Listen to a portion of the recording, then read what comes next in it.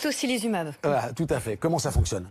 Mais dans 5 à 10% des cas, on le voit bien, il y a une réaction très grave, une forme sévère de la maladie. Et en réanimation, les médecins étaient assez démunis. Pour éviter qu'on arrive en réanimation, juste avant, autour du 8e, 10e jour, on cherchait un traitement. Et donc ce tocilizumab pourrait être une piste prometteur, disent les médecins, encourageant, dit la Direction générale de la santé. En fait, c'est un médicament qui est utilisé dans la rhumatologie. On appelle ça un immunomodulateur. Il y en a d'autres aussi qui sont des immunosuppresseurs. L'objectif, c'est de calmer cet orage immunitaire, cette surréaction qui finalement fait plus de dégâts que le virus lui-même. Elle provoque une gêne respiratoire et conduit en réanimation. Selon la PHP, ce médicament améliore significativement le diagnostic des patients et surtout le pronostic des patients qui ont une forme moyenne ou sévère. Donc en clair, ça fait moins de besoins en réanimation et moins de décès. C'est un espoir parce que le professeur Combe le disait, pour l'instant ces résultats, ils doivent encore être consolidés, validés par les pairs, mais c'est une piste supplémentaire.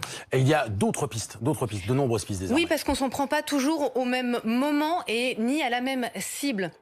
Au tout début, on peut chercher une mesure préventive. On va chercher à se protéger du virus ou, quand on a une forme bénigne, à la maintenir la plus bénigne possible. C'est là que les antiviraux peuvent être efficaces. L'hydroxychloroquine, associée ou pas à un antibiotique, comme le veut le professeur Raoult. Là, on parle bien des cas bénins. Après, pour les formes plus graves, il va y avoir d'autres protocoles qui sont testés. On aura aussi les corticoïdes. Voilà, on s'attaque à différents stades. Et puis, on le disait, il y a aussi à s'attaquer à l'orage immunitaire. Il y a aussi la piste du plasma.